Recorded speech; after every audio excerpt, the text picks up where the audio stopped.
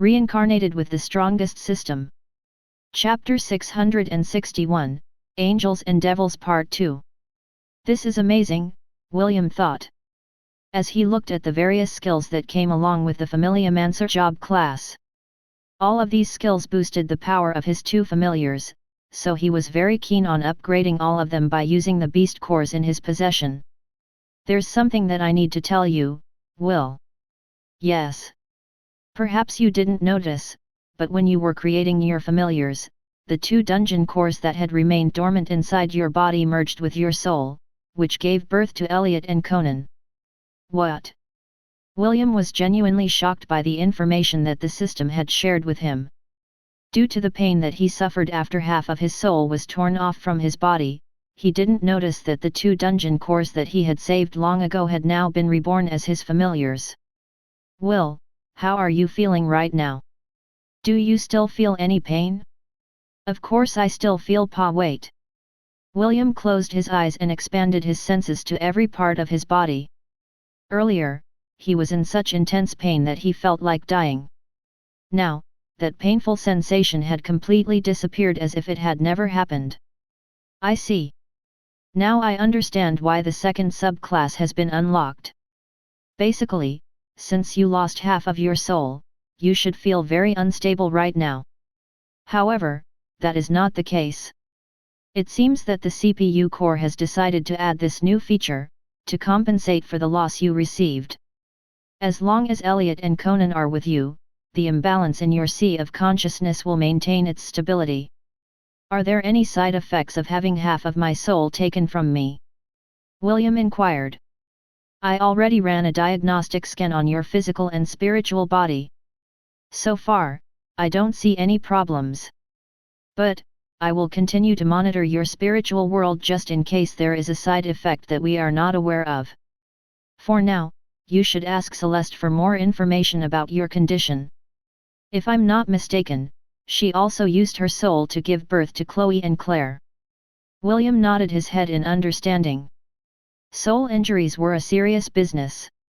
He knew because he had personally faced this problem a few years ago. He thought that there was no problem sacrificing a part of his soul to create his familiars, because it was one of the methods that was available to him. So, your name is Chloe, such a beautiful name indeed. Elliot's flowery words reached William's ears. Why don't the two of us take a stroll and see what you and I have in common? This. I still need to teach my disciple about being a familiomancer, Chloe stuttered.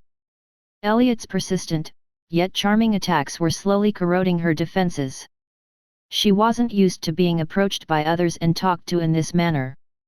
Usually, everyone that met her either ran away, or collapsed on the floor in tears. Because of this, she wasn't sure how to react to Elliot's advances, and the latter's angelic smile was making her feel weird. Conan, on the other hand, was standing stiffly as Claire circled his body with a serious expression. Chloe's twin would sometimes touch, and pat Conan's body as if she was taking notes of an endangered animal. Why are you being so touchy? Conan shuddered as Claire caressed his stomach. Don't you know about giving others personal space? Why are you touching me without my permission? Shut up and don't move, Claire ordered. I'm busy taking mental notes. Move and I'll burn you alive. Yeah. Conan's body shuddered, but he didn't dare to move away. For some reason, Claire was able to suppress him to a degree where he couldn't resist. He then turned to his master and decided to use his trump card. Will, help me. William massaged his face with his hands as he looked at the pitiful little devil who was under Claire's complete mercy. Brew, you're making us look bad, William said through telepathy. Go grit your teeth and show her who's boss. Aren't you a man? Why are you letting yourself get henpecked? That's right. Why am I letting myself get bullied? I am the great Conan. I don't bow down to anyone. That's the spirit. Knock her silly. Okay. I will knock her silly. Emboldened by William's words, Conan grabbed Claire's hand who was busy caressing his face. You, who do you think you're touching? Conan asked with a glare. I am the mighty Conan. Do you think that I am so easy to bully? Claire looked at the hand that was holding her own in place before looking at Conan, who was glaring at her. Suddenly, a resounding crack was heard, followed by a scream. Claire had gripped Conan's hand tightly until the bones in his hand broke. Why are you being so barbaric? Conan asked while tears and snot ran down his face. Can't we discuss this like proper, civilized familiars? Claire smiled sweetly, and yet, her smile made Conan and William shudder uncontrollably. I learned from my sister that violence solves most problems, Claire replied. It seems that she is right. Sometimes, we have to hurt people in order to ensure that they don't get out of line. Her hand glowed and the injury that Conan received was healed completely. Are you going to stay still and let me examine you, or are we going to do this the hard way? Ma'am, please do whatever you like. I will not resist. Good. I like good boys, Claire said as she caressed the side of Conan's face. I'll treat you to a meal later. William covered his face with his hand as he averted his gaze. His familiar that specialized in defense was now acting like a henpecked husband, unable to defy the orders of his wife. The half-elf then glanced at Elliot, who was currently having a lively conversation with Chloe. William's sixth master's face was still as red as an apple. Clearly, the playboy familiar was on his A-game and managed to subdue the monstrous little girl that had defeated William even after using all of his powers. William then glanced at Celeste and the latter nodded her head. The two of them left the scene, and allowed their familiars to interact with each other. Chiffon followed William while carrying bacon in her hands. She was still not comfortable letting one of the 7 virtues talk with her husband alone. Although Celeste wasn't being hostile to them, her natural instinct prevented her from trusting the beautiful elf completely. Half of your soul was taken away from you. Celeste frowned after hearing William's explanation. William nodded his head. Yes. This is strange. It shouldn't have taken that much to create your familiars. Celeste shook her head. I had to pay that kind of price because I am the progenitor of this profession. However, for you to do the same is unnatural. Did you feel or see anything strange while you were in the midst of creating your familiar? William didn't know how to answer Celeste's question. He hid the fact that there were 2 dungeon core spirits that were resting in his body. He thought that if he divulged this information, the beautiful elf would press him for answers, and he was not comfortable answering these kinds of questions. Especially from someone that he had just met for a day, even if she was the twin sister of his master, Celine. Will, I think it will be best if you spill the beans. Since she is the progenitor of the Familiomancer class, she might be able to answer the doubts we have. Perhaps there is a hidden danger that we cannot see at this point in time. It is best to be safe than sorry. You're right. William sighed. I'll trust her just this once. After resolving himself, the half-elf told Celeste the truth. He didn't tell her how he was able to acquire the spirits of 2 dungeon cores, because he thought that this was not important. Celeste listened to William's explanation and made a mental review of what happened during the creation process. This is unprecedented, Celeste said after a few minutes of silence. William, you already know that dungeon cores hold almost infinite energy, right? William nodded. Yes. Celeste paced around the room with her hands behind her back. Your soul merged with 2 dungeon core spirits that were residing in your body. Right now, it is safe to say that your soul was divided in half in order to accommodate the great powers that they possess. Right now, both of your familiars are still in the infancy stage. Meaning, they still couldn't bring out their full potential. However, as you advance the power of this job class, you will understand what they are capable of. Celeste paused and stared at William with a serious expression. If my calculation is right, your familiars will be just as strong as mine when they reach their full potential, Celeste stated. Meaning, Elliot and Conan will have the strength of progenitors, which means that you will also become a progenitor. Celeste walked towards William and placed her hand on his shoulder. I thought that I would be the only one that could bestow this class to other people, but it seems that is not the case, Celeste said.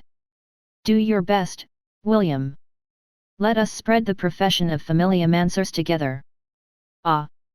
But before that happens, you need to reach the highest rank of familiomancer, which is called the familiar sovereign. I look forward to what you can do in the future. A refreshing smile appeared on Celeste's face which made William's heart race.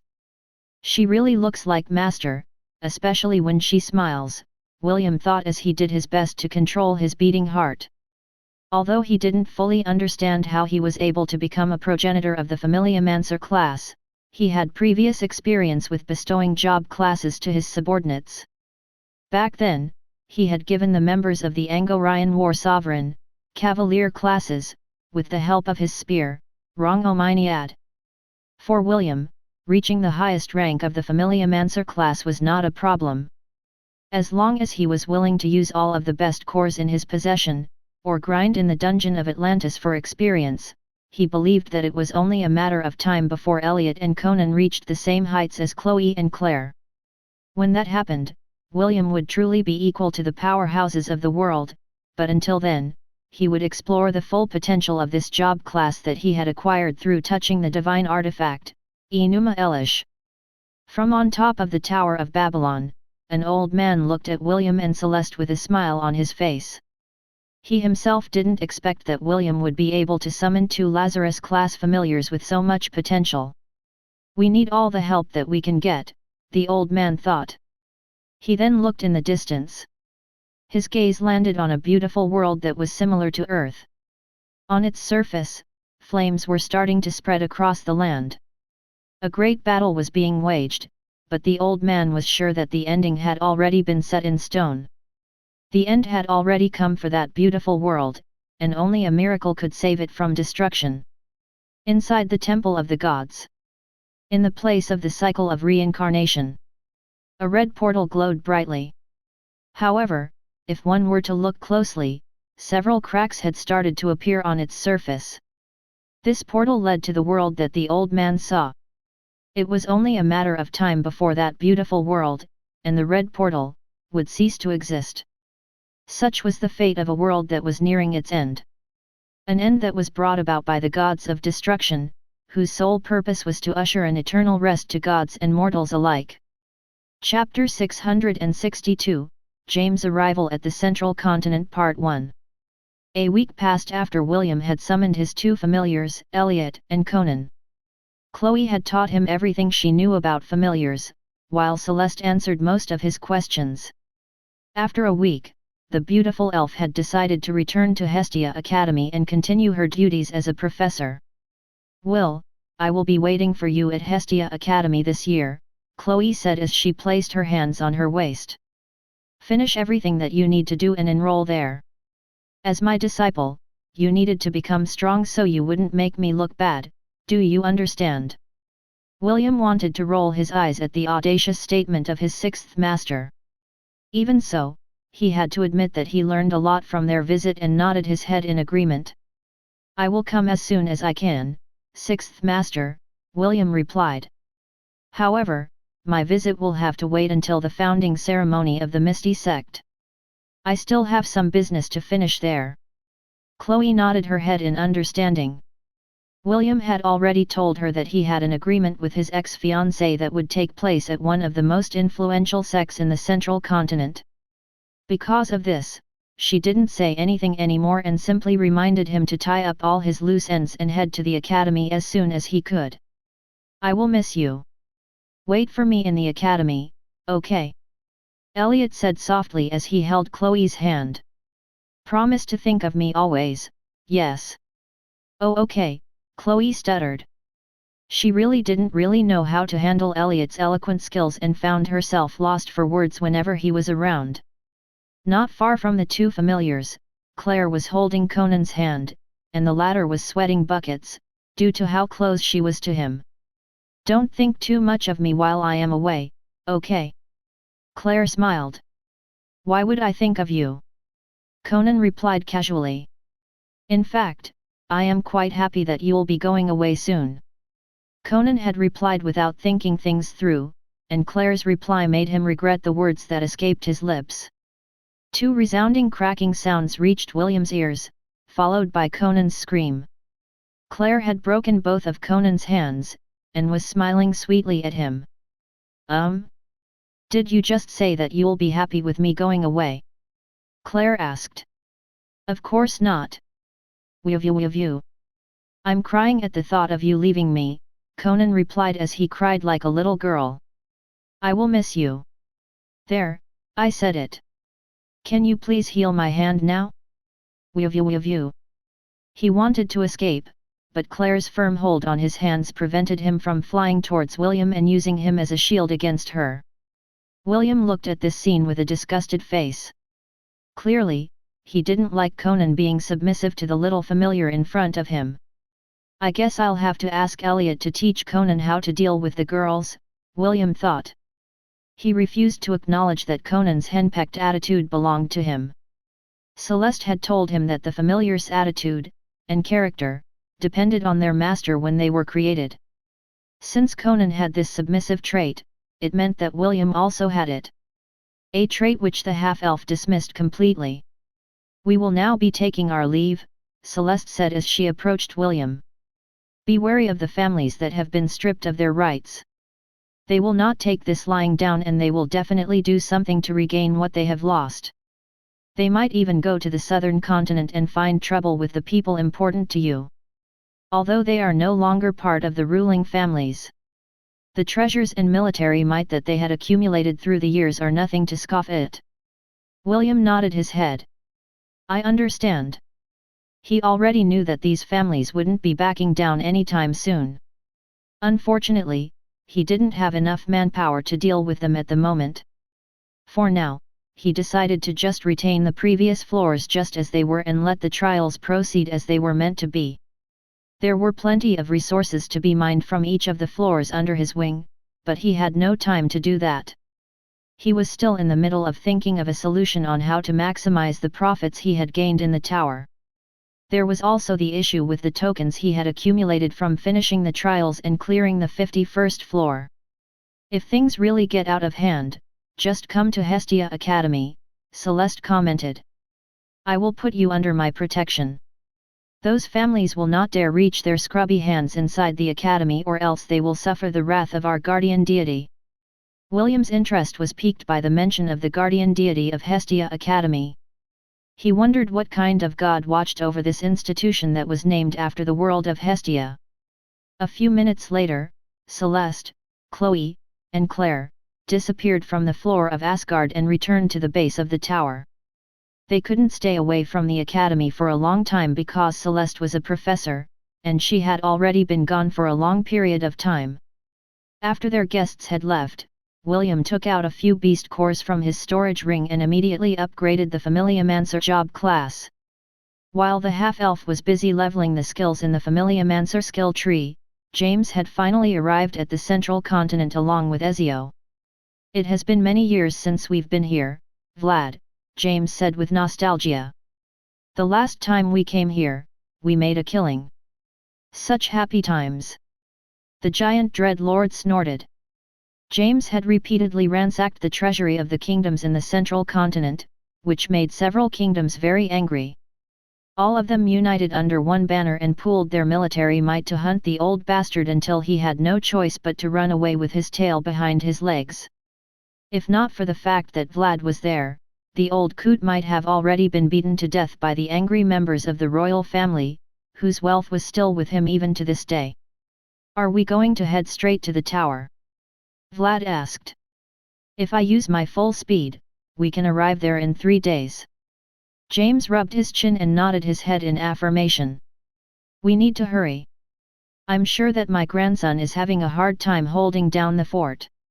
I can't let those ruling families regain what they have lost.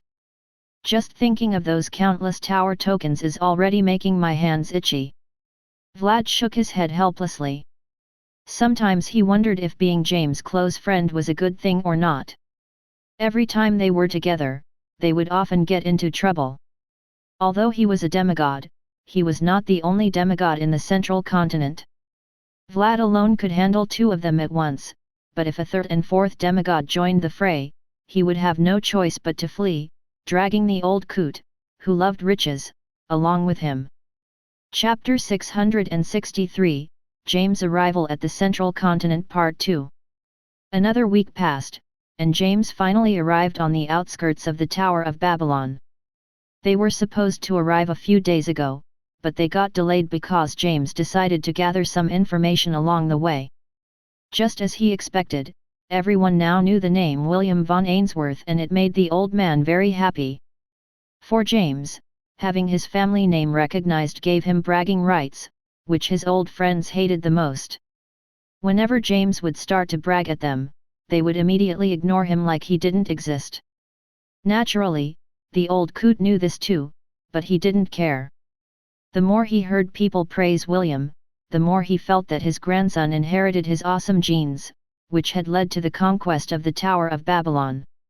After arriving at the city of Babylon, the first thing James did was to go to the main square where countless merchants gathered to sell their wares. He thought that this was the perfect place to put his plan into action, which would allow him to get a better understanding of the current situation.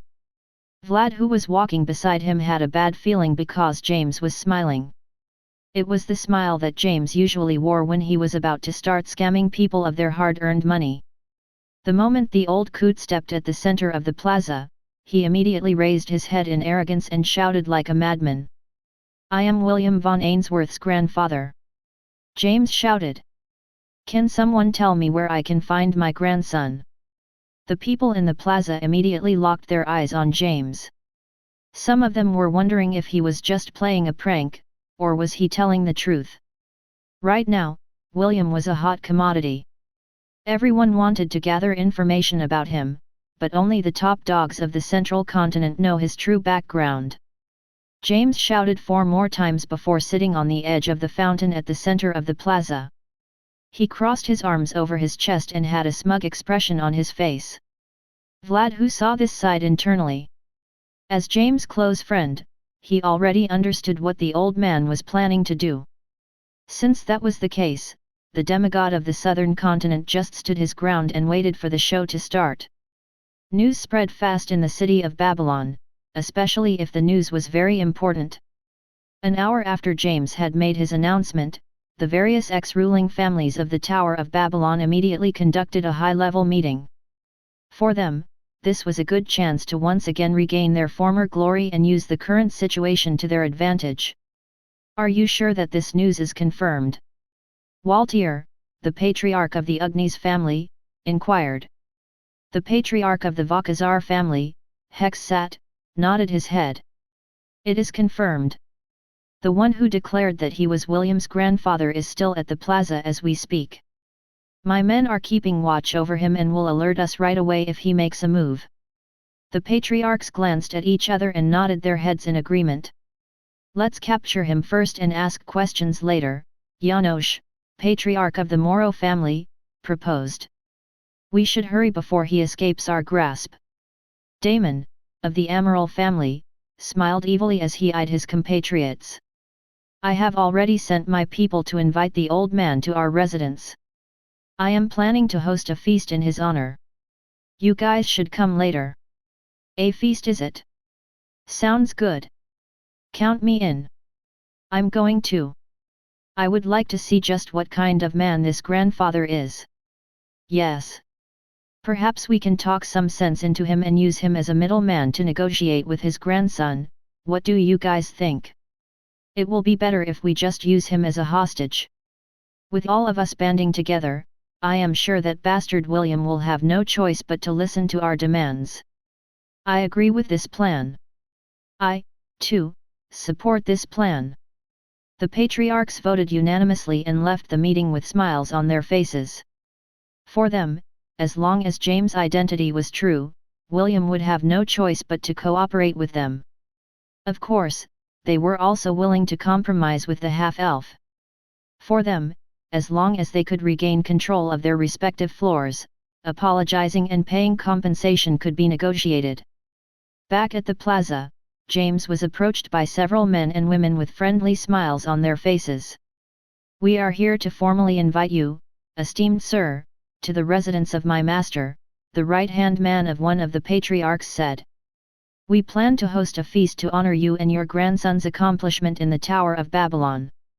My master is looking forward to having a good relationship with you, and will cater to your every need while you stay here in the city of Babylon.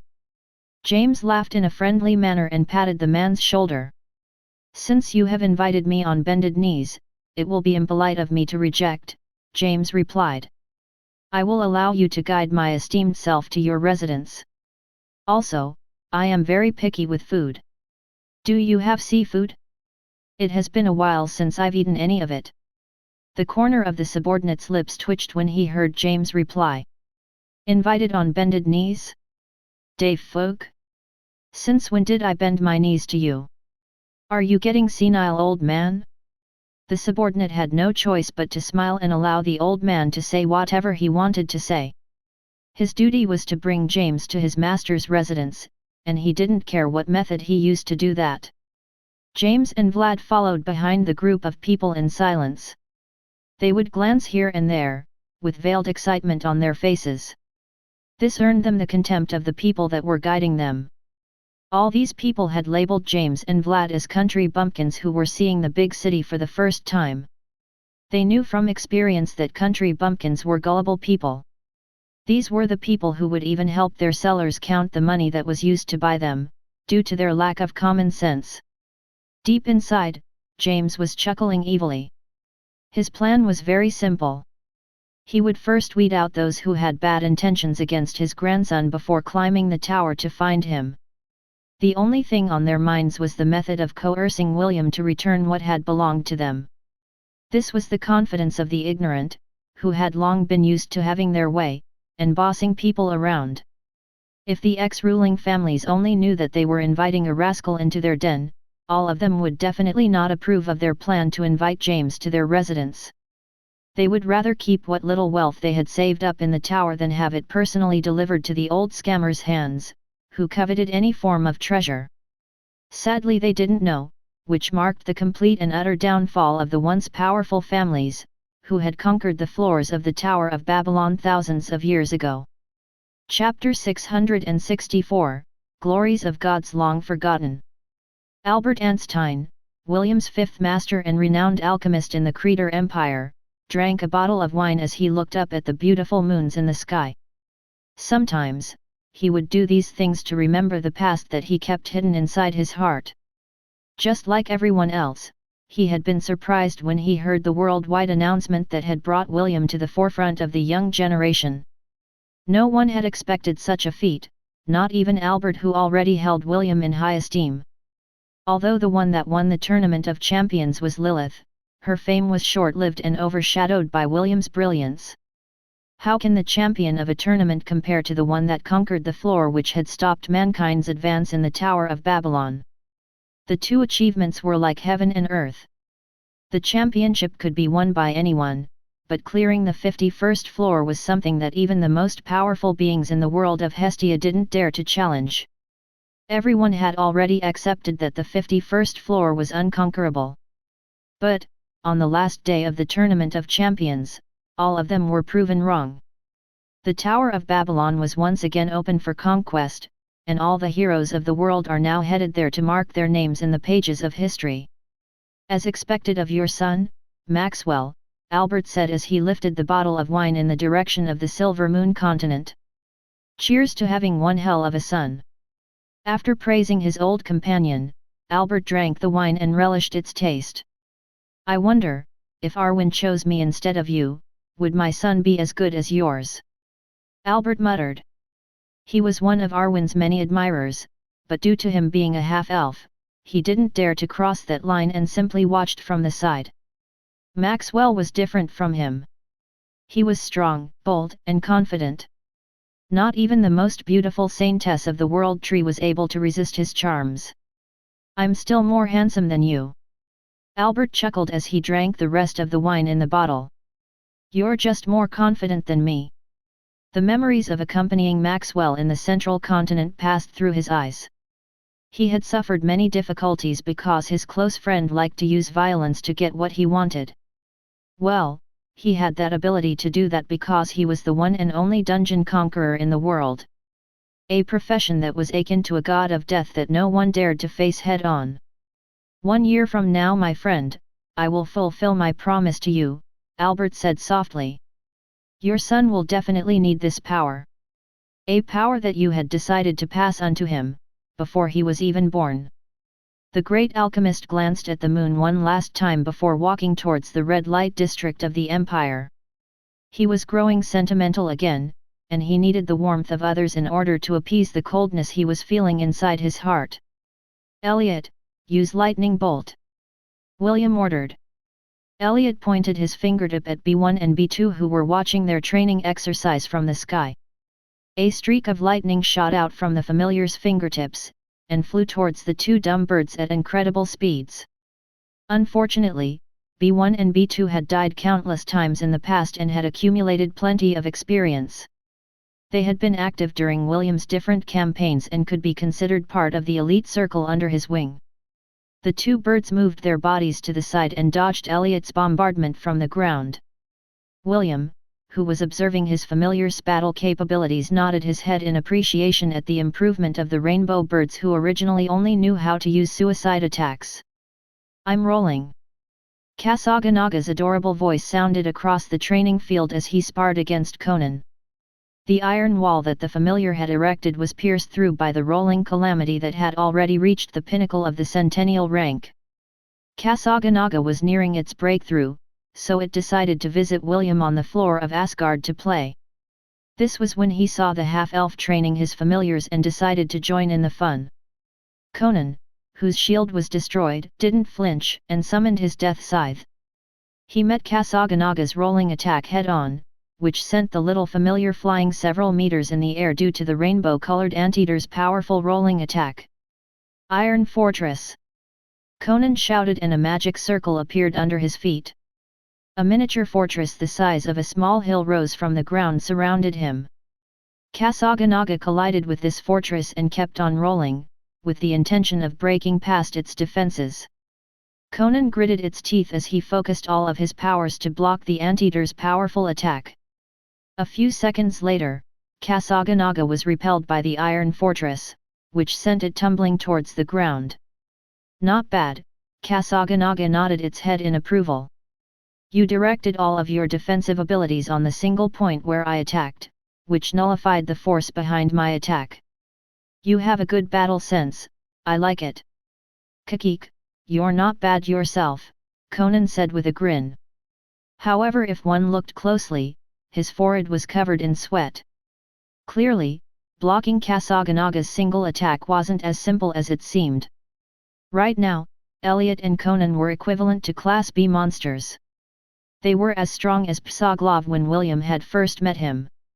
The Familiomancer job class had already been maxed out, so he would need to visit Celeste in Hestia Academy, and pray in the temple that she had established in order to advance the prestige class to a higher level, which was the Familiomancer Overlord. William was quite satisfied with Elliot's firepower, and Conan's defense. Although they weren't as strong as Chloe at the moment, they were still good additions to his team, and could play their roles as support. Right now, William no longer needed to hide that he could wield the power of lightning. He had already become one of the powerhouses in the central continent, and he was not afraid to have a confrontation with the demons in the demonic continent. In fact, after seeing how the bastards treated his wife, Chiffon, he was itching to pay a visit to her father, and unleash a thunderstorm that would devastate Lucille's domain.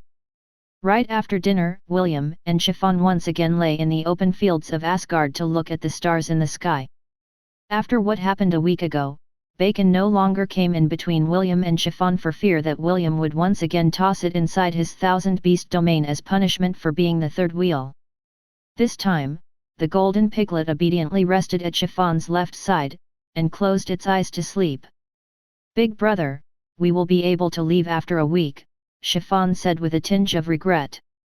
In truth, she wanted to stay in the floor of Asgard for a little while longer because she was still in the honeymoon phase of their relationship.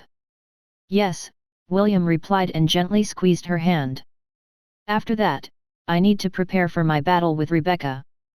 This agreement is already long overdue. Chiffon hummed softly. For her, it was Rebecca's loss that she decided to break her engagement with William. Her big brother was such an amazing person, and a very rare find. The pink-haired girl couldn't understand why the so-called genius of the Helan Kingdom didn't put William in her eyes when both of them were still young. Big brother, do you like her?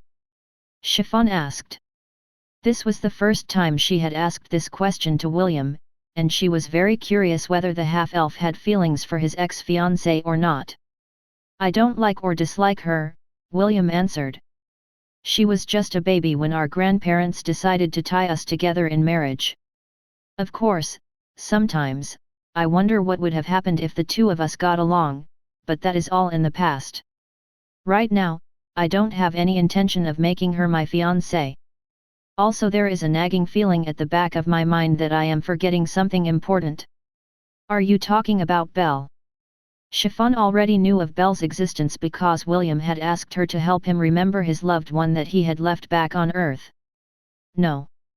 William shook his head firmly. I still remember Belle. I still have memories of her. What I am talking about are other things. Chiffon shifted her attention from the stars to William and saw the half-elf looking back at her. Their eyes met and their affectionate gazes made each other feel loved. Chiffon, no matter what happens in the future, will you continue to remain by my side? William asked. The pink-haired girl nodded and gave William a hug. No matter what happens, in the future, I will continue to be with Big Brother, Chiffon said. Even if my body were to turn into ashes, I will always be by your side. I promise. William closed his eyes and gently patted her head. Ever since he had cleared the 51st floor and obtained Enuma Elish, he started to recognize a vague sense of awareness regarding certain things.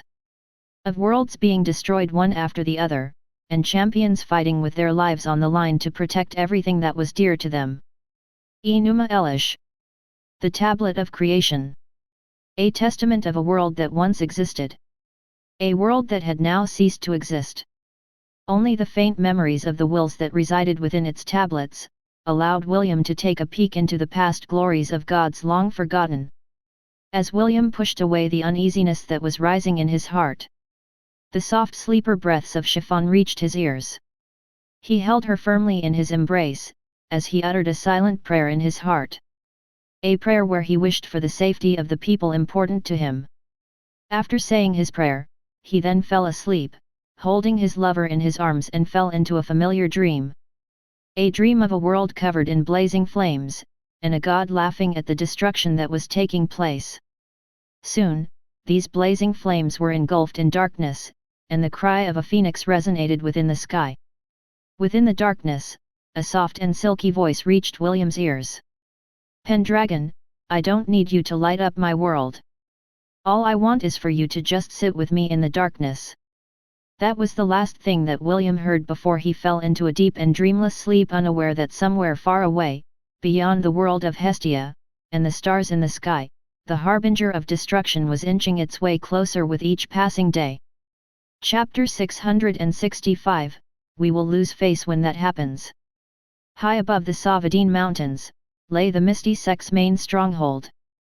They were one of the powerful factions in the central continent and held considerable prestige and influence. Right now, the sect master and sect elders were having a high-level meeting. They had gathered to discuss the upcoming celebrations for their founding ceremony. Naturally, one of their topics was William's and Rebecca's upcoming battle that would be held in less than 2 months' time. Rebecca's master, Eleanor, and the elder, Lady Miriam, who had attended William's knighting ceremony in the Helan Kingdom, were telling the sect master and the elders of their sect all the information that they had about William. After their report, the sect master pressed her hands together and rested her chin on top of it. So, you're saying that this William was just a normal shepherd a few years ago, correct?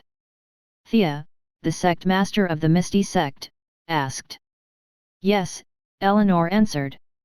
He is just a country bumpkin that tends goats and sheeps. Thea nodded her head. Then a few years later, he rose up in the ranks and became the youngest knight commander of the Angorian war sovereign. After that, the war in the southern continent happened and he was one of the commanders that opposed the Elven invasion. Thea had read most of the documents about William an hour before the meeting took place. More or less, she already knew the half-elf's achievements and felt that things didn't add up. I had only met the boy once, and he left a lasting impression on me, Lady Miriam commented. She still hadn't forgotten how William made her kneel in front of the nobility of the Hellan kingdom. For her, it was the greatest humiliation that she had suffered in her life. Back then, I supported Eleanor's move to break up ties with the boy because I deemed that he wouldn't amount to much. Lady Miriam sighed. We sent invitations months ago to the other factions in the central continent and invited them to participate in our festivities. We even advertised Rebecca's and William's battle as the main highlight of our sect's celebration. Now that news of the boy's accomplishment is announced in the entire world, we can expect that more guests will arrive due to him. The elders of the Misty Sect frowned. In the past, they wanted to use William as a stepping stone for Rebecca, and use this event to show everyone the prowess of their sect. However, right now, they felt that they were sitting on hot coals. Rebecca might be a genius, but if you compared her to the half-elf that had conquered the 51st floor of the Tower of Babylon, her prestige fell far too short. The only saving grace was that Rebecca had undergone closed cultivation for a year inside their ice-glazed domain, and was unaware of the events that were happening in the world. If she knew about William's recent achievements, it might affect her progress and would prevent her from breaking through the next step in her advancement. There's nothing that we can do right now, Thea said. We also cannot cancel our founding ceremony because that will make us look weak in the eyes of the world.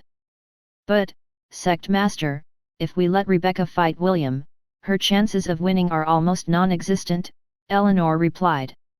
We will lose face if that happens. The other elders nodded their heads in agreement, but Thea remained calm. She shared Eleanor's opinion, but she had already thought of a plan in order to raise Rebecca's chances of winning. 3 days before our founding ceremony, bring Rebecca out of the ice-glazed domain, Thea ordered. I will plead with Her Excellency, Meredith, to become Rebecca's contractor for a day. With Her Excellency's help, we will achieve victory over the boy, and raise our sect's prestige to the world. The elders looked at Thea in shock because they never expected that she would resort to such drastic means. Meredith was the demigod that resided in the Savadine Mountains and was the protector of their sect. This was why the Misty Sect had managed to survive over the years, because they had the backing of a demigod. Everyone had mixed feelings about the sect master's decision. Although they thought that Rebecca's chances of winning were slim, using this method to win against the half-elf left a bitter taste in their mouths. Thea knew what the others were feeling, but her decision was final. Right now, Her Excellency, Meredith still hasn't fully recovered her strength, Thea explained. She has recently undergone rebirth, so her overall strength is only at the pseudo-demigod level. I don't think that making a temporary contract with a creature that is at the peak of the myriad beast category is an issue. Also, I believe that the boy is the same. Perhaps William has also made a contract with a powerful beast. This is the only explanation that I can think of to explain his unprecedented rise in power and prestige. We are just making the fight fair and square. There is no shame in using our trump card against the person that has cleared the 51st floor of the Tower of Babylon. The elders pondered about Thea's reasoning and felt that there was some logic behind her statement. William was only an ordinary shepherd, but he suddenly managed to stop the Elven invasion as well as clear the Tower of Babylon. If one were to ask what a miracle was, then this was a miracle. It was simply unbelievable. I support the sect master's decision. Lady Miriam nodded her head in agreement. This whole William incident is indeed very fishy. We must protect our sect's prestige and show the world that he isn't that much of a deal. So what if he cleared the 51st floor? That will not mean anything once Rebecca has trampled on his dignity. This is also a very good opportunity for our sect to take advantage of William's popularity. Everyone wanted to know more about him, so if he gets defeated in front of countless people, his previous achievements will become obsolete. Lady Miriam clenched her fist. She had long wanted for the shameless half-elf to be brought down a peg or two. The grudge she had since she left the Hellan kingdom weighed heavily on her heart. If there was a way to humiliate William in front of everyone, then she would do everything in her power to make it happen. Chapter 666, Surrender peacefully and you will not be hurt. Cheers for the Ainsworths family's good fortune. Cheers. James drank the wine in his glass with a happy expression. Right now, he was in one of the residences of the ex-ruling families and they were having a feast in his honor. The patriarchs of the different families all looked at James with smiles on their faces. Right now, they were sneering in their hearts because William's grandfather was a gullible person. As long as they sang his grandson praises, the old man would grin like he was on top of the world. What the patriarchs didn't know was that James was also sneering inside his heart. While he was keeping the idiots company, Ezio was already busy emptying the coffers of their treasuries. James' faithful subordinate had completed his investigation a day before the old coot had made his announcement at the plaza. Their plan was to bring out those who had evil intentions towards William by using James as bait. Lord James, once you are reunited with your grandson, your prestige will definitely soar towards the sky like a dragon in flight, Waltier, the patriarch of the Ugnes family, said with a smile. Well, my boy, William has always been filial, James replied with a smug expression on his face. I'm sure that he'll allow me to manage a floor or two if I ask him nicely. Such a filial grandson, you're very lucky to have him, Lord James. Indeed. I wish I also have a grandson like William. He will bring good luck to the family. With Sir James' majestic presence, I'm sure that his grandson is definitely a good-looking person. I can tell with just a glance that you were a lady killer, Lord James, when you were still in your young years. James laughed and nodded his head in agreement. Right now, he found the patriarchs very cute, and decided to humor them a bit. Ha ha ha. Indeed. I was a ladies' man back then. James nodded his head. My grandson managed to inherit my genes, I feel sorry for him because he will be a lady magnet just like me. The patriarchs looked at James with fawning gazes. However, deep inside, they wanted to drown him in spit. If not for the fact that they needed him to use against William, they wouldn't waste their time in buttering him up like a VIP guest. The feast lasted for 3 hours, and James had his fill of eating and drinking. It was also at that moment when he received a telepathic message from Ezio. Sir, everything has been settled, Ezio said. Did you take everything? James inquired. Yes. The only thing I didn't take were their clothes. Excellent. James grinned like a wolf as he stared at the patriarchs who were fawning at him. He didn't plan to show any mercy to those that had evil intentions towards his family. Regardless of who they are, as long as they targeted his family, they would all meet a miserable end in his hands. The next day, several men holding weapons barged inside James' room. After the feast ended, James returned to the inn where he and Vlad were staying. Although the patriarchs had invited him to stay with them for the night, he politely declined their offer with the excuse that he would be climbing the tower the next day to meet with William. Who are you people? James asked as he stifled a yawn. Don't you know that it's rude to barge into someone else's room while they are sleeping? Shut up, old man. You're coming with us. The leader of the men answered. James scratched his head as he stared at the leader. Why are you shouting? I'm not deaf. I can hear you perfectly. Come with us and do not resist if you know what is good for you. Of course, if you want to get hurt, we are more than willing to oblige. James laughed because it had been a while since someone had dared to threaten him. No one in the southern continent had the guts to do it, but as soon as he entered the central continent, someone actually dared to bully him. What will you guys do if I refuse? James asked. He was looking at the armed warriors with an amused expression on his face. The leader snorted as he raised his hand. Since you refuse to cooperate, then we won't hold back and make you understand what it's like to cross the ruling families of the Tower of Babylon. 2 minutes later. Cries of pain could be heard on the streets in front of the inn. The men who had threatened James earlier were now writhing in pain because their arms and legs were broken. The leader of the group had it worse because James had broken all of his limbs. Ever since James had made his announcement in the plaza, it was not only the ex-ruling families that had been keeping an eye on his movements. Adventurers, bounty hunters, mercenaries, and several other elite warriors that had been hired by influential people were keeping tabs in everything he did. The envoys of the different empires of the central continent that had been dispatched towards the tower had also caught wind of James' name. Since these people wanted to curry favor with William, they intended to form good relationships with any member of his immediate family. They had already known that a group of armed men, who belonged to the former ruling families, were planning to capture James. Their plan was to come to his rescue at the right moment, in order to gain his good graces and gratitude. Unfortunately, they were not aware of James' true identity. They thought that he was only an old man that was lured by his grandson's success, and intended to profit from William's accomplishments. The scene in front of the inn made them re-evaluate James, and their impression of him changed completely.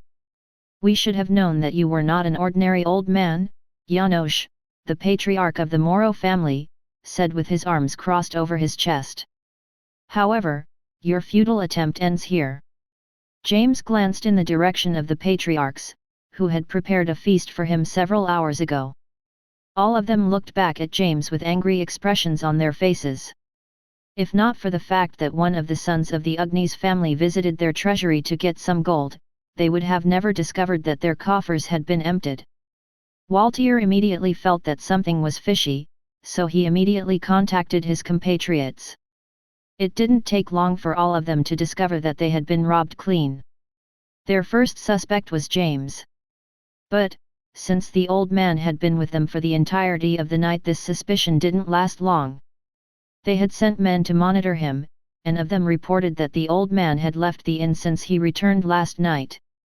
Without any leads on the thief that had ransacked their treasuries, the patriarchs decided to push through with their plan earlier than previously discussed. They unanimously agreed to kidnap James and send a messenger to the tower to tell William that they were holding his grandpa hostage. James placed his hands behind his back as he stared at the encirclement that was slowly forming around him. The ruling families had called up their big guns, which were high rankers that were equivalent to a saint-class warrior in their initial stages. Vlad stood beside James with his arms crossed over his chest. Deep inside he was sighing because his companion had once again poked the hornet's nest and was using him to clean up the old man's mess. "Surrender peacefully and you will not be hurt," Waltier said with an arrogant tone.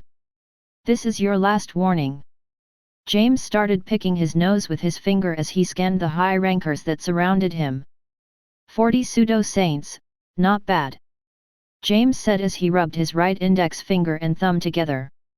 Without warning, he flicked the small ball of mucus towards one of the high rankers, which hit the latter directly on his forehead, sending him flying a few meters from where he originally stood.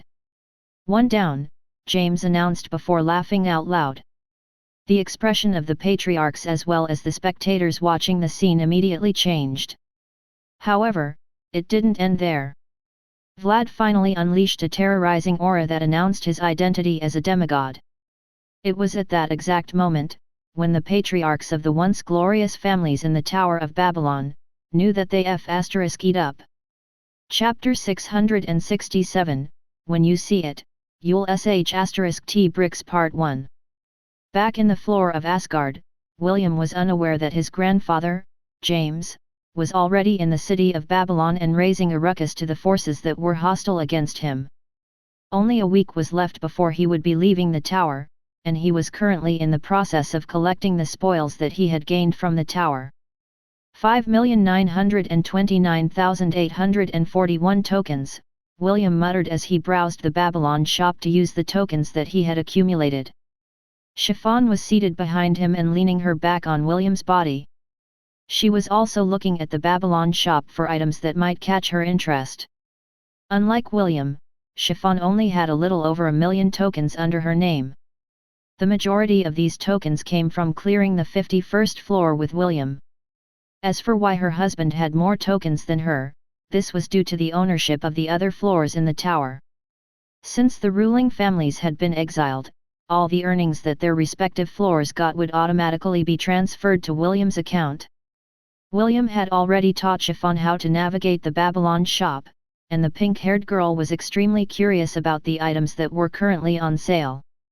After getting William's recommendation, Chiffon went to the consumable category where items for beasts were currently on sale. B1, B2, and Bacon peeked at the projection in front of the pink-haired girl and would comment from time to time. "How about this beast awakening pill?" Chiffon asked B1. "Is it useful to you?"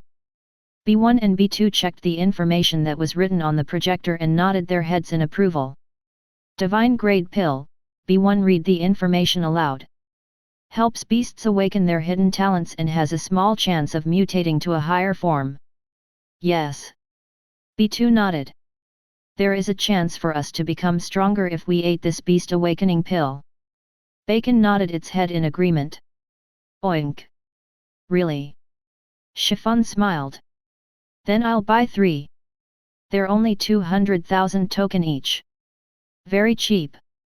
If the other challengers of the tower could hear Chiffon right now, all of them would be vomiting blood due to her choice of words. The challenges in the tower would, at most, give 5,000 tokens if they were to clear it with a high rating, and 1,000 tokens if they cleared it with a low rating. Even if they managed to get a high rating until they reached the 50th floor, the tokens at their disposal would be more or less around 250,000. A single beast awakening pill was already worth 200,000 and Chiffon bought 3. She even said that they were cheap. Fortunately, of the challengers heard her words, or else they would be questioning themselves about the meaning of life. William smiled and continued browsing the shop of the tower. He wanted to train Chiffon to be more confident when making her own choices, so he didn't prevent her from buying anything she wanted from the Babylon shop. Now that she was now his wife, he wanted her to be a bit more confident about herself, and the decisions that she would make in the future. After getting the 3 beast awakening pills, she fed 1 each to B1, B2, and Bacon. The effect of the pills would activate after 24 hours, so its effects wouldn't be immediately felt or seen. Since that was the case, Chiffon returned to browsing the items on the shop while humming a happy tune. William's 2 familiars, Elliot and Conan, sat on his shoulder and were browsing the shop as well. The half-elf was feeling generous and gave his 2 familiars 500,000 token each, so that they could buy their own things from the god shop. After the Familiomancer was registered as William's 3rd permanent subclass, Elliot and Conan were able to permanently materialize in the mortal plane, just like Chloe and Claire. William treated these 2 little guys who looked exactly like him as his partners in crime. Elliot read the information about an item called the Heart of the Crystal Phoenix. Contrary to what its name implied, this wasn't an actual phoenix's heart. It was in fact, a crystal that was formed from the tear of a crystal phoenix when it reached its 1,000-year life. The only reason why it wasn't called the tear of the crystal phoenix was due to its shape when the tear took a solid form. The tear would transform into a light blue crystal heart after being exposed to the air for a few seconds, which gave birth to its name. Heart of the Crystal Phoenix. This teardrop that came from a crystal phoenix during its 1,000th year of life and has very miraculous properties. If this was absorbed by an ordinary mortal, their body's constitution and strength would take a qualitative leap and rise immediately to the adamantium rank, equivalent to that of a centennial beast. Aside from strengthening the body, the heart of the crystal phoenix will also strengthen that person's spiritual and magical powers. Even if a person didn't have any magical affinity, the changes in their body would allow them to use one of these 2 powers, depending on what was more compatible with them. Lastly, absorbing this item would give you the ability to form contracts with phoenixes, and merge with them for a short period of time without encountering any side effects. Price: 500,000 tokens. Elliot's eyes glowed as a scene played out inside his head. Among William's 2 familiars, Elliot had the passive ability, clairvoyance. This ability appeared after William maximized all the skills in the Familiomancer skill tree, which unlocked Elliot's and Conan's latent abilities. Elliot was able to see brief images of the future at any given time. These images came and went without warning, and this was Elliot's first time seeing one. Oh! This is quite an interesting development, Elliot mused as he decisively bought the heart of the Crystal Phoenix. Well, I look forward to how it will unfold. Elliot glanced at William with a smile.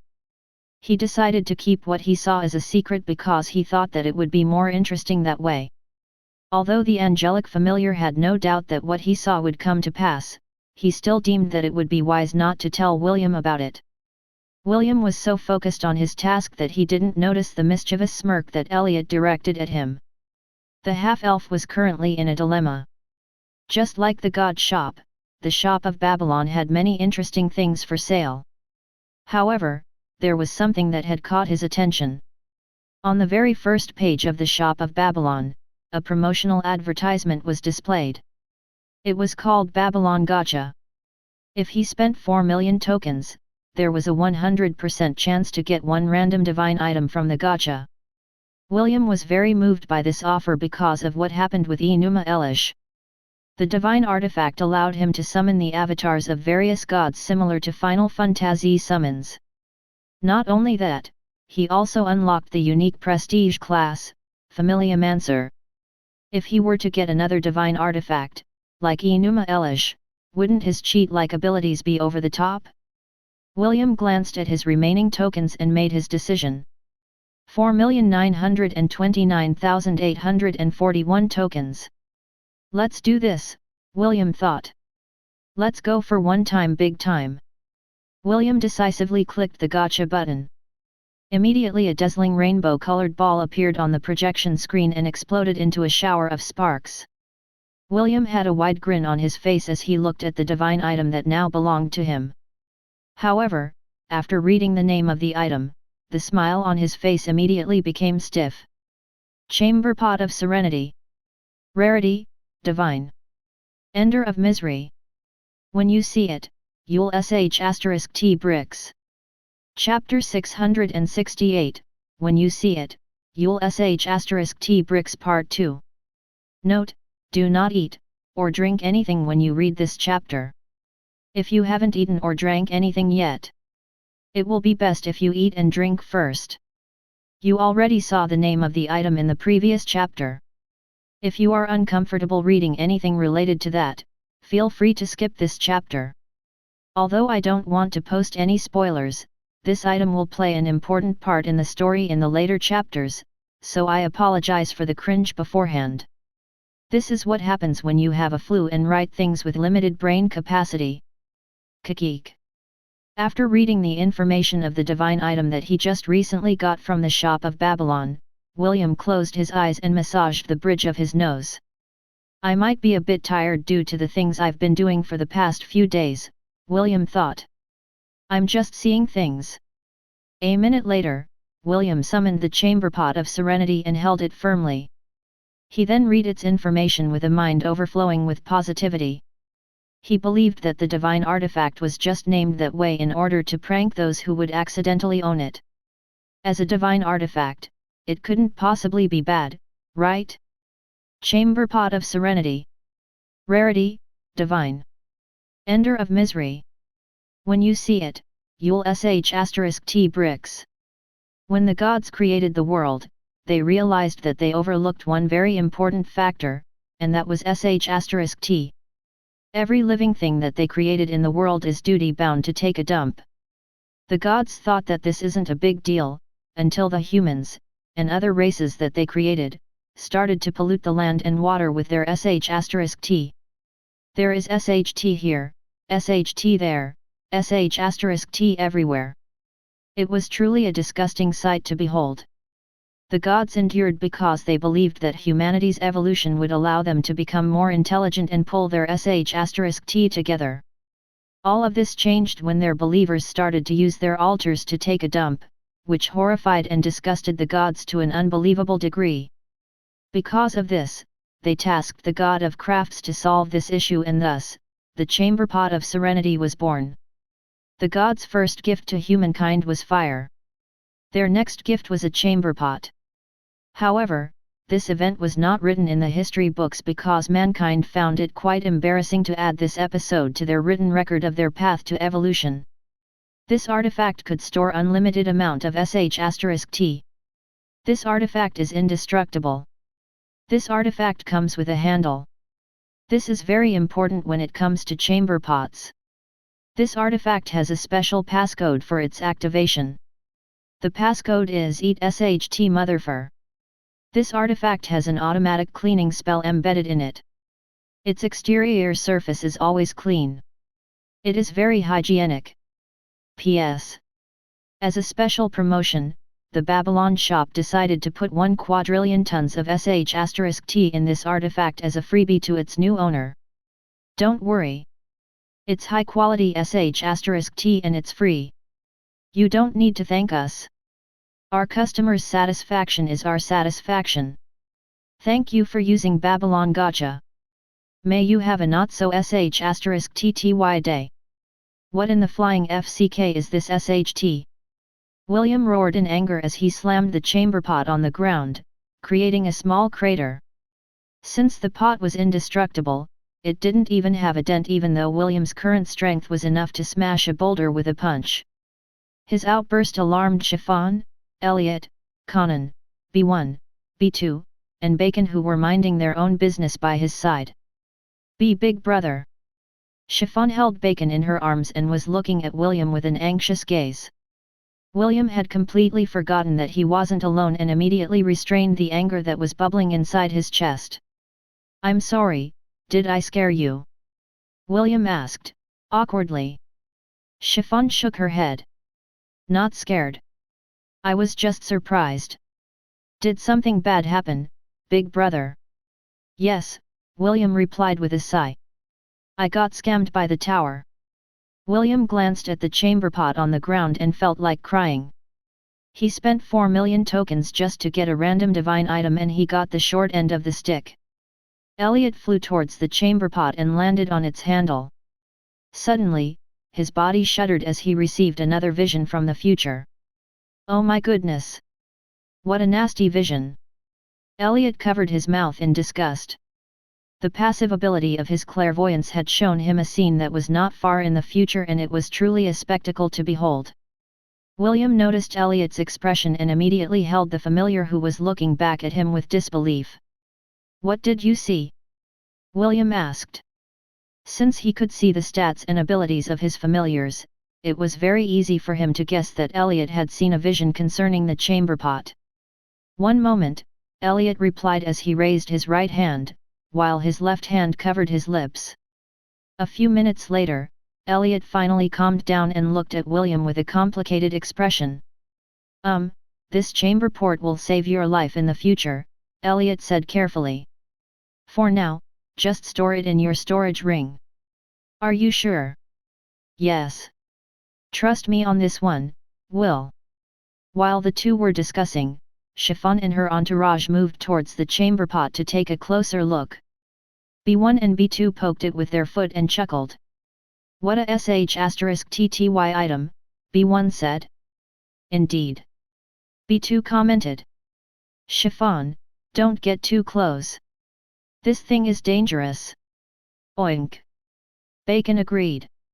Seeing that her 3 companions were telling her not to come closer, Chiffon decided to heed their advice and simply eyed the chamber pot from a distance. William's body uncontrollably shuddered when he saw B1 and B2 playing with the chamber pot. Among everyone in the scene, the 2 dumb birds had the highest possibility of triggering the secret passcode of the divine artifact that could lead to unimaginable consequences. Without waiting for the worst-case scenario to happen, William immediately summoned the chamber pot to his hands and hurriedly stored it inside his storage ring. Elliot stared at William in a meaningful manner because the 2 visions he had received earlier were connected to each other. After giving it some thought, the angelic familiar devised a scheme in his head and smirked. Conan looked at his twin with curiosity. Although he didn't know what Elliot was thinking, he had 100% certainty that he was up to no good. Chapter 669, She's legal, you know? Several days had passed and William's stay on the floor of Asgard was about to come to an end. However, a day before his month-long stay at the 51st floor ended, a guest had once again appeared in his domain. "I've been getting plenty of uninvited guests as of late," William said as he shook his head helplessly. He took a step forward and immediately appeared at the base of the Bifrost Gate. On the other side of the bridge, a floating jellyfish, a turtle, and a goblin waved at him from afar. "Good day to you, Lord William," Jelly Bell, the guardian of the 50th floor, greeted. "Will, it has been a while," Oogway said with a smile. Cod didn't say anything and just gave William a brief nod. William was familiar with all of them, so he decided to invite them to the castle of Asgard. He was curious about the purpose of their visit since most guardians just stayed on their respective floors, and didn't mind other people's business. "When we guardians agreed to send you to the 51st floor, we didn't expect you to really clear it," Jelly Bell stated. "Now, we are experiencing a steady increase of challengers that are climbing the tower. This is all thanks to you, Lord William." Unlike the other guardians, Jelly Bell treated William in a respectful manner. It was the only one that had seen the primordial goddess that was watching over the half-elf, and it was more than enough for it to humble itself in front of him. Oogway and Cod noticed Jelly Bell's polite behavior, and wondered why it was acting this way. The jellyfish was one of the most haughty guardians in the tower. Since Jelly Bell was in charge of the 50th floor, it also held the highest authority among the guardians of the lower floors. Simply put, the jellyfish was their big boss, and their big boss was currently giving William the VIP treatment. Maybe Jelly Bell is afraid of being eaten by William, Cod thought as he eyed the floating jelly who was making casual talk with the red-headed teenager. Oogway was also thinking of the same thing. Since all of them had witnessed how William devoured Belial in their battle, of the guardians in the tower wanted to offend the half-elf. Is there something that you need from me?" William asked. He didn't believe that the three guardians personally came to visit him just to make some small talk. "Actually, we came here to tell you some news," Oogway answered. "Since you're stuck up here, you are not aware of what is currently happening outside the Tower of Babylon. A few days ago, an old man that goes by the name, James, suddenly appeared in the city of Babylon and made a scene." Oogway told William how his grandpa single-handedly dealt with the ex-ruling families. At first, William was surprised when he heard that James had arrived at the city of Babylon. However, it didn't take long for his surprise to subside and be replaced with genuine amusement with how his grandpa had beaten the crap out of the former ruling families of the tower that had tried to use him as a bargaining chip in order to negotiate with William. The half-elf almost felt sorry for the patriarchs of the ruling families for falling into James' hand. He knew how merciless his grandpa was when it came to those who threatened their family, and Oogway's explanation didn't disappoint him. According to the little turtle, after James and Vlad demolished all opposition, no one no longer dared to target William because of his background. Also, the emissaries of empires, kingdoms, and other powerful factions tried to ingratiate themselves to James by personally dealing with the remnants of the exiled families from the tower. When William heard this, he rubbed his chin in contemplation as he thought of an idea that would definitely work in his favor. "Your grandpa is currently on the first floor of the tower," Cod said. "He asked me to send you a message." Cod cleared his throat and passed James' message to William. "I'm here. Where's the treasure?"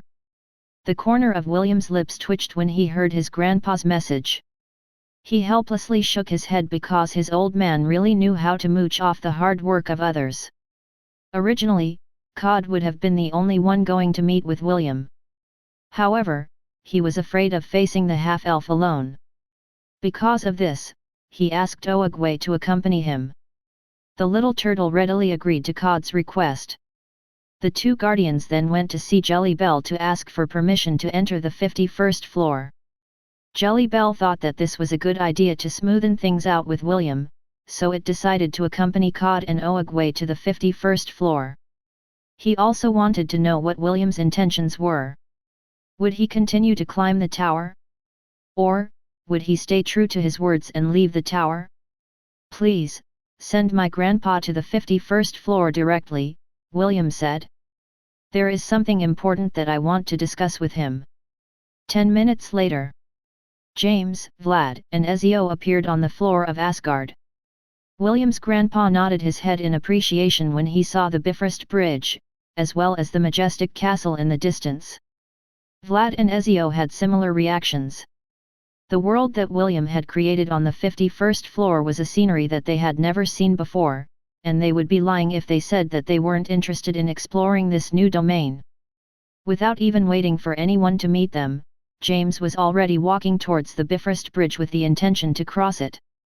It was as if he was the owner of the place and even had a smug expression as he walked in a carefree manner. Vlad and Ezio exchanged a glance at each other before following behind him. Since this floor belonged to William, James had already labeled the 51st floor as the property of the Ainsworth family. Since this floor belongs to my grandson, naturally, it also belonged to me. After crossing the bridge, the three continued their journey towards the castle in the distance. Because the floor was still not open to the public, the entire place was completely deserted. It didn't take long before they arrived at the castle where they saw a red-headed teenager with a devilish smile plastered on his face. They also noticed the adorable pink-haired girl beside William. James thought that if the girl was given a few more years, she would grow up to be an outstanding beauty. As someone who was aiming to expand his family's bloodline, James had always told William to have as many wives as he could. That way, he would have many great-grandchildren that would help secure their lineage in the world. Gramps, did you come here to the Tower of Babylon after hearing how awesome I was? William asked with a smug expression on his face. Of course, James replied. Boy, you really made me proud. I knew that you inherited my awesomeness, but I didn't expect you to be just as awesome as I was when I was your age. Well done. James laughed heartily as he patted William's shoulder. He then glanced at Chiffon with a smile and asked William to introduce him to the little beauty standing beside him. Chiffon, this is my grandfather, James von Ainsworth, William said with a smile. He then turned to James and introduced Chiffon to him. Gramps, this is my wife, Chiffon. James held Chiffon's hand and shook it gently. He was only half listening to William's introduction because he only cared about making a good impression on the adorable girl whom he thought he believed would be a stunning beauty if given a few more years. Nice to meet you, James held Chiffon's hand like a kind grandpa. I'm very happy to meet William's friend. What? The old man glanced at William. Boy, what did you just say? I think I heard it wrongly. Chiffon is my wife. Your wife? William smiled and pulled the pink-haired girl in his embrace. We got married a month ago. Gramps, how many grandkids do you want to have? Chiffon's face immediately flushed when she heard William's words. She immediately started thumping his chest with her closed fist out of embarrassment. This adorable display made James, Vlad, and Ezio's lips twitch at the same time. They thought that William was just joking. However, after seeing that Chiffon wasn't denying the half-elf's claims, they realized that he was telling the truth. James' expression immediately turned serious before placing his hand on William's shoulder. Will, we need to talk, James said. Deep inside, he wanted to pick William up and slap his bum silly. If others were to hear that his grandson had casually married a kid, wouldn't that bring shame to his name? Wouldn't all of his friends and acquaintances tease and ridicule him if they heard about it? James wouldn't allow such a thing to happen. He would definitely beat the crap out of William until he came to his senses. William didn't have mind-reading powers, but he could already guess what James was thinking. He gave a nervous chuckle because the old man's grip on his shoulder was like a vice grip that wouldn't allow him to escape no matter what. Gramps, I think you're making a misunderstanding, William said after realizing the danger he was in. Chiffon is legal. She's legal, you know. Chapter 670, This place brings back memories. Here Chiffon, you need to eat more, James said in a doting manner. You should eat nutritious food so you will grow taller and more beautiful. Thank you, Grandpa, Chiffon replied with a smile. She then happily ate the dishes that James had given her. William stood at the side with a cramped expression on his face. After finding out Chiffon was half dwarf and half demon, James happily accepted her as William's wife and began to pamper her. Clearly, the old man was very happy that his grandson was finally married. This had been his goal since William was a baby. The old coot had even pulled strings behind the scenes and engaged him to Rebecca in order for him to have a wife when he grew up. For James, he didn't care how many wives William had. What he was afraid of was his grandson not having enough wives. After finding out that everything was a misunderstanding, the shameless old man had ditched William to the side and focused on his daughter-in-law. I see, so you bear the sin of gluttony. James nodded his head in understanding. You have it rough, Chiffon. However, since we are now family, I will guarantee that you will never go hungry again. Also, I will not allow anyone to bully you again. If I ever get my hands on them, I'll break all the bones on their bodies and feed him to that little pig beside you. Bacon, who was quietly eating on top of the table, beside Chiffon, raised its head and looked at the old man. Its innocent gaze was telling James that it didn't eat trash, which made the old man chuckle in delight. What is this piglet? James inquired. Is he your emergency food? Oink! Bacon lightly stomped its foot in protest as it glared at James. Chiffon giggled as she lightly patted Bacon's head. Grandpa, Bacon is my friend. He is not my emergency food. James laughed and nodded his head. He was just teasing Bacon as a test to see if it was intelligent enough to understand his words. This was the first time that he had seen a golden piglet, and he was very curious to know if it was edible. William, who had been cast to the side by his grandfather, was busy chatting with his fourth master, Ezio. The half-elf had been away from the southern continent for a while and he was curious about the latest events that had happened in the Hellan kingdom. Before we left, Leah announced that she was pregnant, Ezio said. If not for the fact that the commander was worried about you, he might have stayed in Lont and waited for his great-grandchildren to be born. William was quite happy to hear the news that their family was going to have a new member. Due to the war that erupted in the southern continent, Matthew and Leah had decided not to have any children until the crisis was fully averted. Now that peace had settled within the southern continent, the married couple finally decided that it was time for them to have a child. William silently prayed for the baby to be born healthy and Leah to have a safe delivery. Like his grandpa had said, the lineage of the Ainsworth family was very thin. Even if Leah's unborn baby was added to the count, their family's bloodline would only amount to 7 people. This number was too few, and he could somehow understand his grandpa's worries. In truth, William was not opposed to having a child of his own, but he still felt that it was still too early for him. Aside from Chiffon, he was married to Wendy and Ash as well. There was also Est, and Princess Sidonie, whom he had already recognized as his lovers. As for Celine, their relationship was complicated. Even so, William had decided to have a serious talk with her the next time they met. Deep down, William was afraid that Celine would reject him. Although the time they had spent within eternity made William feel that the beautiful elf was not opposed to the idea of becoming his lover, she still didn't say anything to him, which made him feel helpless. I'll cross that bridge when I get there, William thought. For now, I still need to lift the curse on Est, Ash, and Isaac. Right now, this is my top priority. Since Grandpa is already here, I'll just let him take care of the matters of the floor of Asgards and the other floors under my name. William was a very lazy person. Since his grandpa was already in the tower, he might as well throw all responsibilities at him. James had already told him about the emissaries from the other kingdoms that were waiting for the floor of Asgard to open. This discovery gave William a headache, so he decided to just let the old Kutskemir negotiate with those people. William was very confident that by the time the emissaries left the floor of Asgard, all of them would be puking blood. Ha ha ha! You want ownership of a floor? Sure, but you need to pay up. What? The price is too much? Sorry, we don't deal with peasants. The next day. Are you sure you're fine with this? James asked. Of course, Gramps, William replied. You know that I'm a very busy person. I have no time to spare in developing our family business. I'll just leave the floor of Asgard, and the other floors in your very capable hands. If you want to form partnerships with the factions in the central continent, that's fine with me as well. However, this floor belongs to the Ainsworth family.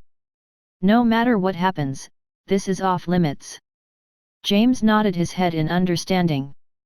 He wasn't surprised that William had delegated this troublesome work to his shoulders, but the old man didn't have any complaints.